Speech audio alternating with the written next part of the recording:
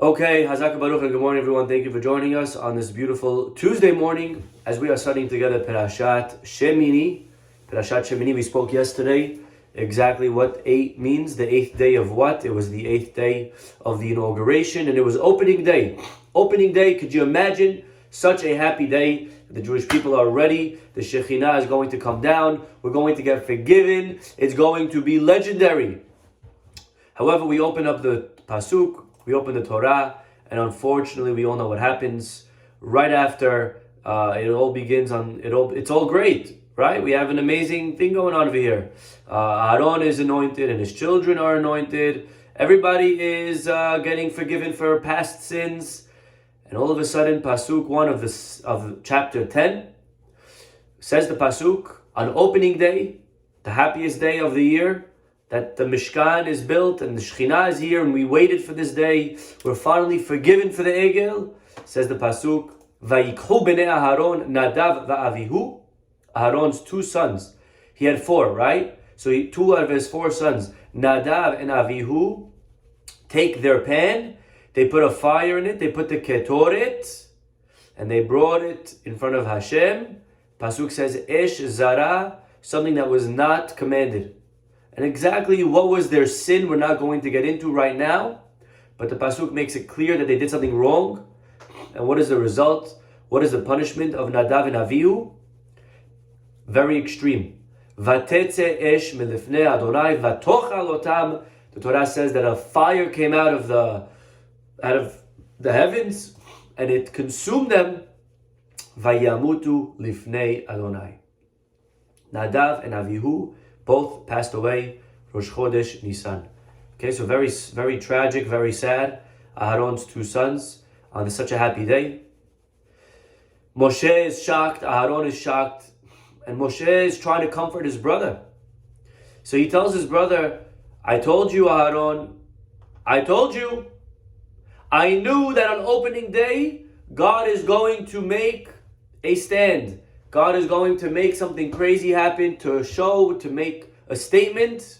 And honestly, I thought it was going to be me and you that were going to have to get killed, as that God's way of saying there's no joking around. I thought God was going to take me and you, the holiest 2 people. But I realized that they are even holier than us. God used them to make the statement instead of us. They are even greater. And this was Moshe's way of trying to comfort his brother. And the Pasuk says 2 words. Vayidom Aharon. Aharon was silent. Which is one of the biggest praises that we give Aharon. Instead of screaming and yelling and pointing a finger at the heavens, how could you do this to me after what I've done for you, etc. Aharon is silent. He accepts the challenge. He accepts the difficulty. Something that's very praiseworthy of Aharon. Vayidom Aharon. What I would like to focus on today, my friends, though, is the next pasuk. Vayikra Moshe el Mishael ve'el Tzafan. Now we have a problem here. There are 2 dead bodies in the sanctuary, in the holies. We have to get the 2 bodies out. So what does Moshe do? Who does he call to bring the bodies out? Anyone know? Vayikra Moshe el Mishael ve'el Tzafan. Moshe calls Mishael and Elzaphan, the sons of Uziel. Who's Uziel? The Pasuk continues and says, Dod Aharon, the uncle of Aharon. Vayomer alehem, and he says to them, Kirbu se'ut achaychem, please go and carry your brothers. It's really your cousins, but it's like we speak in English, hey brother, what's up, right? Go bring your brothers from the holies and carry them outside. Okay, so basically, Moshe over here is calling his 2 cousins. Let's draw for a quick moment the family tree, okay? Everyone with me? If you have a piece of paper, follow me along. We have Levi. Levi, remember Levi, Yaakov Avinu's son, Levi? Okay. Levi had 3 sons, Gershon, Kehat, Merari. We now are focused on the middle one, Kehat. Kehat had how many sons? Kehat, anyone? 4. Let's write them down. Amram, Yitzhar, Hebron, and Uziel. Okay? So 4 sons. Amram, Yitzhar, Hebron, Uziel. Okay? Take a look. Amram, Yitzhar, Hebron, Uziel. Who's Amram? Amram we know. That's Moshe and Aaron. Okay? So these are now Moshe and Aaron are the first cousins. Then you have Yitzhar. By the way, we know who Yitzhar's son was. Who was Yitzhar's son? Give it a couple of seconds. Anyone know? Who was Yitzhar's son? Vayikach Korach ben Yitzhar ben Kehat ben Levi. Korach. Okay? So we know Korach. He causes trouble later on. So he's the cousin. Okay? Again, let's just make a line this way. Sorry if it's not clear. So we have the 4 brothers. Amram, Yitzhar, Hebron, Uziel. And then we have the cousin generation. We have Moshe and Aaron. We have Korah. Okay? We have... Who else do we have? Now we have Uziel. Who are Uziel's kids? Uziel's kids are... Pasuk says right here. Vayomer Vayikra Moshe el Mishael ve'el el Tzafan b'nei Uziel. He calls Mishael and El Tzafan. Okay? So these are the first generation cousins. Okay, one more time just to show you a picture. Okay, so Moshe now, then we have Aaron and Moshe's kids.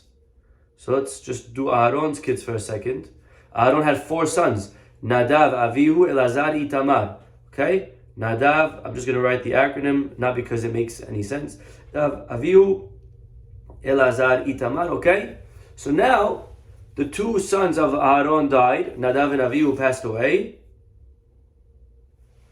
So you need to carry their bodies out. So who does Moshe call to carry their bodies out? Could you all see this? Okay? Who does he call to carry their bodies out? He calls his own cousins, Mishael and Elzaphan, the sons of Uziel, Dod Aaron, who is Aaron's uncle. Okay? So he's calling his first cousins, hey, could you carry my brother Aaron's 2 sons out of the sanctuary? Okay? Okay. No, so far makes sense.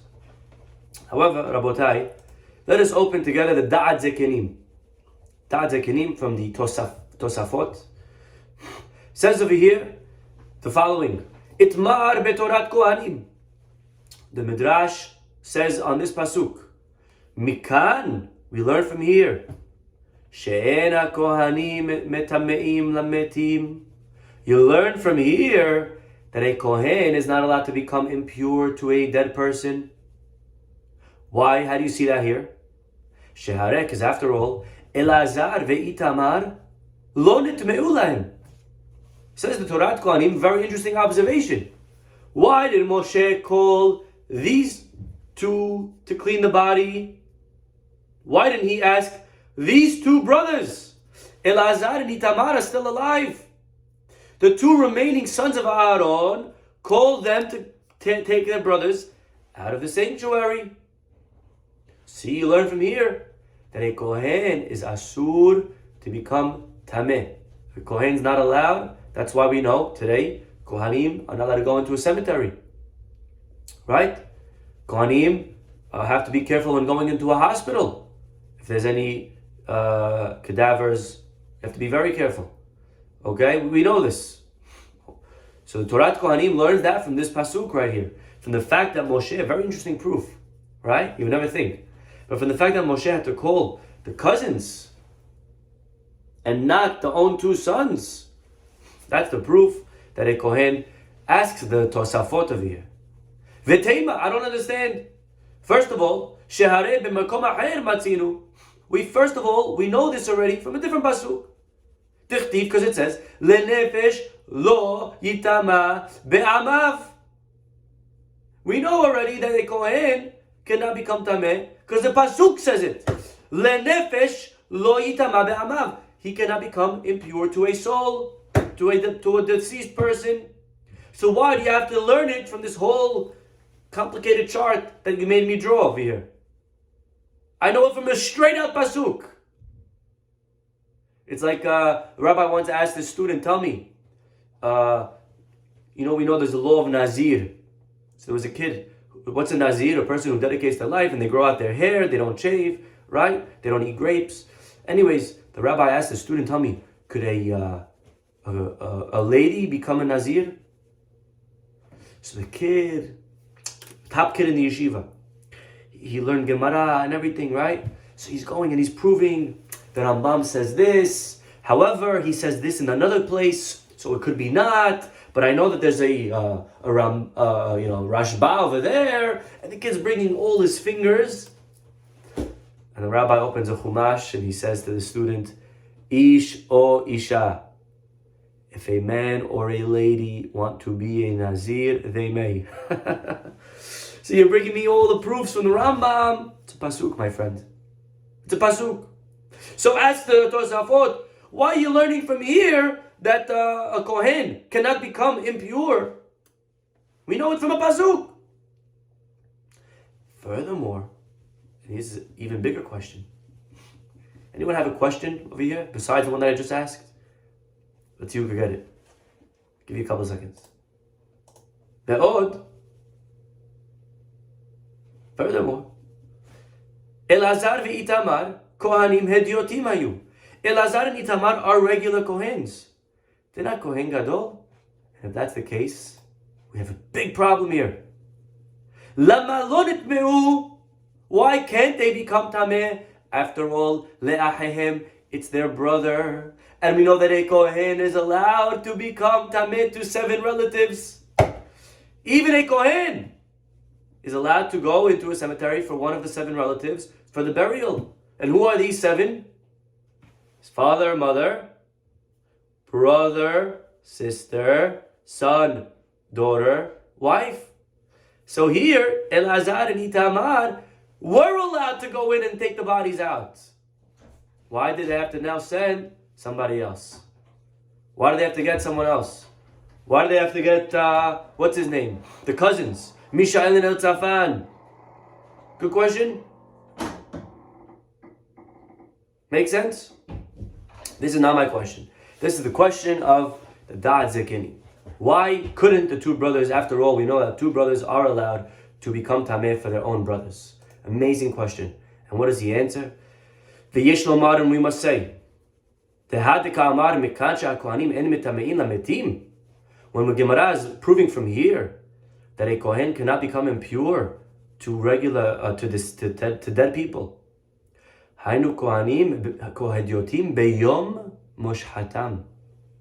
talking about over here a very specific law, and that is not any Kohen, but specifically a Kohen on the day that he's inaugurated, on opening day. Even a regular Kohen, en metameim lakrovim, cannot become impure even to his own 7 relatives. Why? Keywords right here. Sheyesh lahem din kohanim kedolim. Because they have the status of a KG. They have the status of a Kohen Gadol. Says the Da'at Zekenim. In other words, you know what he's really saying? Because it's their first day, you must start off on the right foot. Are you allowed to touch your brother if he's dead? Technically, yes. You're allowed. It's allowed. But says the Da'at Zekenim, and this is his point, a heter, a leniency is bedi'evid, is what we call, it's not ideal. And you don't start a relationship bedi'evid. You don't start off a relationship relying on leniencies. First day, opening day, is very important. Very important to start off on the right foot. When there's 2 people getting married, very important to make sure that that marriage is starting off with transparency, with honesty. I once had a student, he called me, he says, Rabbi, I need you to sign a certain paper for me that says that we got married on this day, even though it's the day past, and could you do it? Do you feel comfortable? And I said, listen, first of all, I don't feel comfortable. And secondly, even if I could find you 100 rabbis that don't care about their career and that will do it, you don't want to start your marriage off on this wrong foot. For you, it's not worth it to begin in a dishonest way. You're setting the tone. And yes, a Kohen, can he technically touch 7 dead bodies, 7 relatives? Yes, you're allowed. You're allowed, but you don't rely on allowed for opening day. When you're initiating, when you're starting a project, you want to make sure you do it perfectly. You don't want to rely on any leniencies. No bedieved. We don't rely on what ifs on the first day. If on the first day you're going to have to already start making all of these exceptions, what does that say for the rest of the relationship? And therefore a Kohen, later on in the year you want to touch, but your first day you have to act like the Kohen Gadol. You are setting the tone. And even though again there's a leniency because the Torah understands you're very close to these 7 people and you love them very much and they're very near and dear to you, and it's not fair to make you not touch them. We don't want to, the Torah's ways are all pleasant. We get it. But this is bedieved. This is all, we let it happen. We let it go. It's a heter. But we don't rely on heterim. We don't rely on leniencies on the first day. First day has to be lechatechila. Has to be best case scenario. You have to put your best foot forward on the first day. Yes, you're right. If something happens, do we do it? We do it. But opening day, and I want to just share with you just some examples of where else we find this concept in our literature. Of course, we know right away our brains go to Rosh Hashanah. We know that on Rosh Hashanah, the first day of the year, we are setting the tone. How important it is to set the tone for the whole year. And therefore, our rabbis say, make sure to only eat sweet foods. Our rabbis say, for the first 10 days of the year, stay away from certain halachot. As an example, we know that there's such a thing called kemah, right? Pat akum. Pat akum. What's pat akum? It's bread of a non-Jewish baker. Shulchan Aruch says if you want to have bread, again, you have to know the ingredients are kosher. But as far as the baking part, a goy baked your bread. If he's a baker who's doing it for commercial, who's doing it for a business, technically, there's what to rely on. And people in France, as an example, they go to the bakery, they buy from goy baked bread. If you're buying bread over here, whatever type of bread from the store, a lot of them is just OU, and the goyim baked it in the factory. That's relying on pat akum. Is there what to rely on? 100%. Is it allowed? 100%. Mutarim lachem, mutarim lachem, mutarim lachem.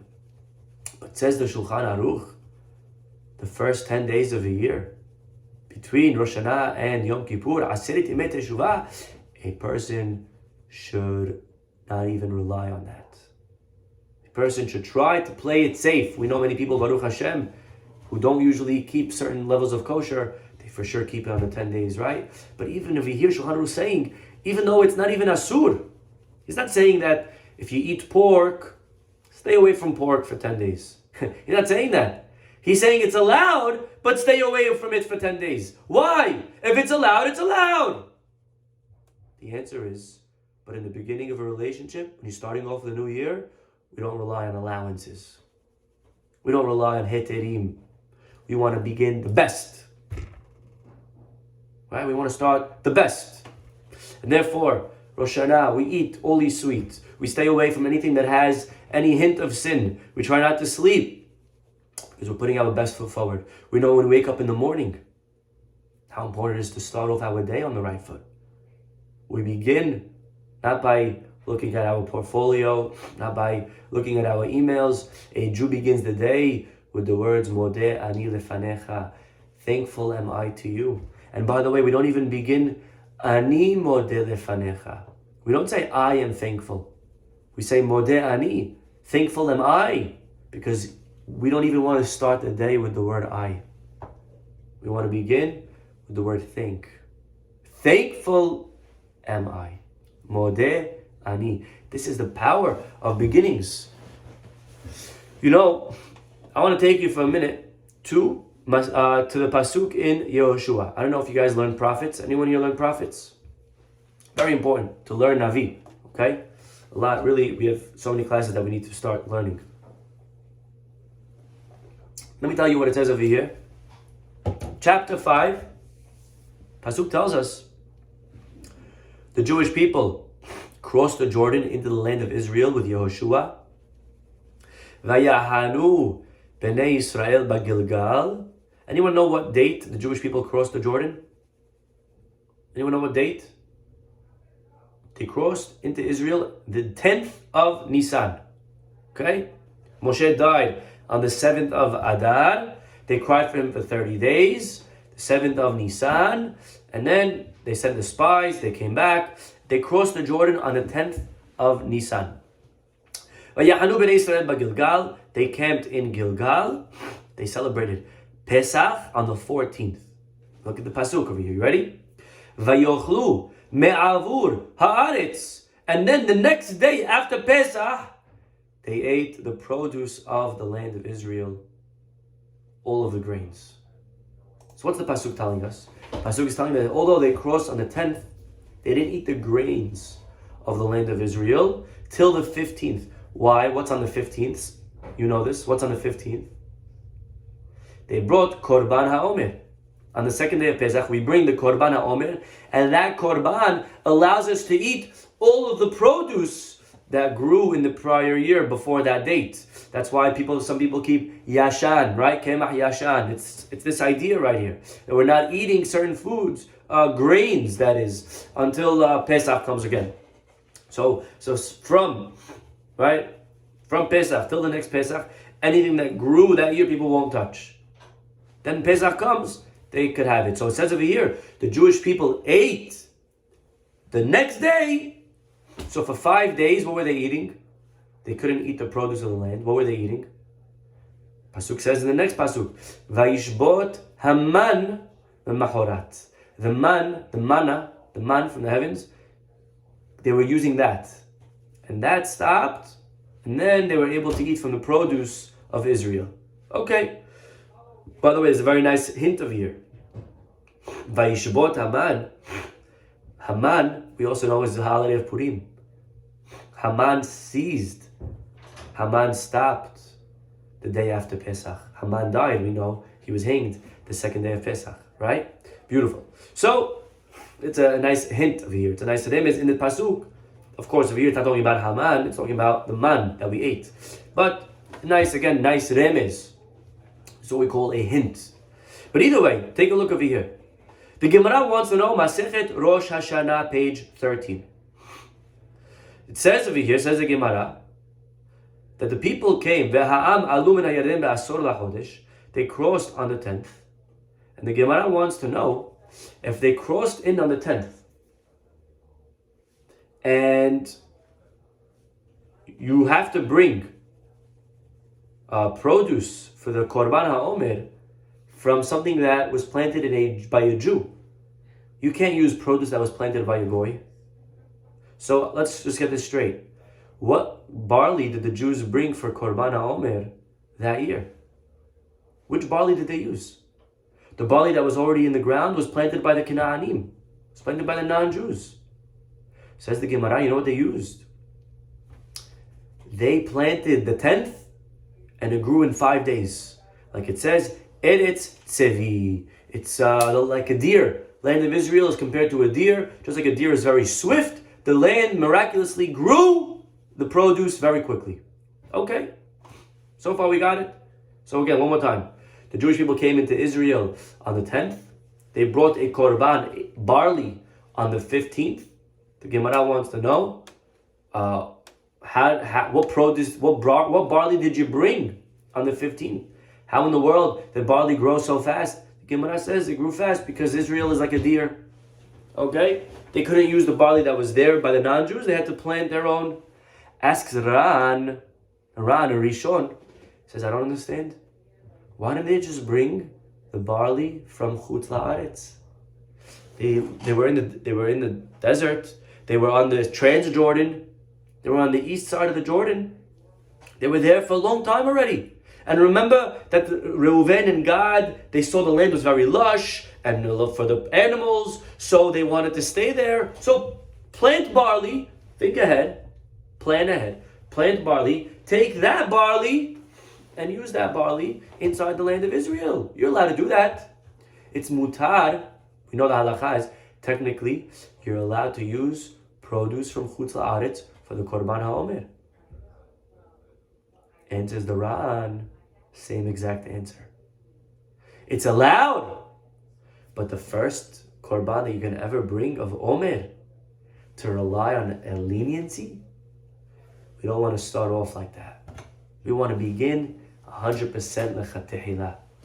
We want to begin. We don't want to rely on kulot. We don't want to rely on this and on that.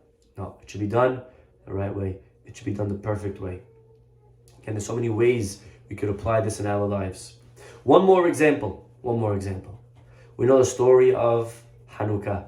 We're really going all around today. Pesach, Purim, Hanukkah, Rosh Hashanah, right? Here we go. Hanukkah,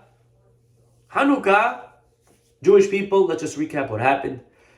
The Greeks come in, they didn't destroy the temple, okay? Myth, they didn't destroy the temple. The Greeks come in and they contaminate the temple. They make it tameh. They made everything impure. Finally, Judah the Maccabee and all of his gang, they came, they knocked them out, and they came back into the temple that night on Chaf Hei Kislev, and they wanted to bring oil. They wanted to light the menorah. Problem is, all of the menorah, all the oil was tameh. It was impure. The Greeks touched them all. They contaminated all of the oil. This is called tameh. Now, we know what happened. They ended up lighting the one that they found that was sealed, right? They found one jar that was sealed with the Kohen Gadol stamp, and they used it, and miraculously, instead of one night, it lasted for 8 nights. Hence, we now have to eat latkes for 8 nights and get fat. Okay, beautiful. However, there is a big question that all the commentaries want to know, and that is, why, oh why, couldn't the Jews use the tameh oil? After all, we know, tum'ah hutra betzibur. Tum'ah is allowed for the whole community. If everyone's tameh, then we do korbanot. If everyone's in an impure state. You know what's the answer? You said it. You guys know the answer. You're right. Tum'ah hutra betzibur. Tum'ah is allowed. Betzibur, but not on opening day. Now when you're doing Chanukah HaMizbeach, now when you're re-inaugurating, when you're restarting something, beginnings are very important. Beginnings, it's all about the beginnings. You start off on the right foot. Don't start off b'diavad. Don't start off relying on 100 loopholes. Don't rely on loopholes when you're starting off a marriage. A marriage, a bar mitzvah, buying a new house should be bought. Everything should be done kahalacha, 100% in the beginning, at least setting the tone, starting off on the right foot. Similar to this is really every single one of us. When we got married, when we had a bar or bar mitzvah, brit milah, what are we celebrating? Think about it. This couple, they didn't do anything yet. They never got into a fight. This bar mitzvah boy, he didn't even put tefillin.